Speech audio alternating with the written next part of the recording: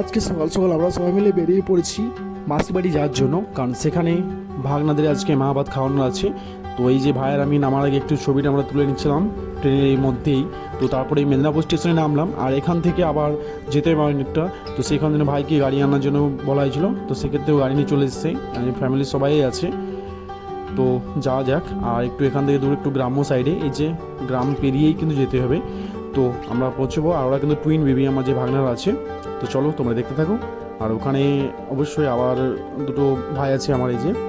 তো এরা হচ্ছে টুইন বেবি, এটা হচ্ছে ছোট আর এটা হচ্ছে বড়। তো এরা এখন একটু মানে ওদের অন্নপ্রাশন হয়ে গেছে। এটা হচ্ছে মামা ভাত আর কি, মামা বাড়ি থেকে যেটা খাওয়ানো হয়, তো সেটাই খাওয়ানো হচ্ছে।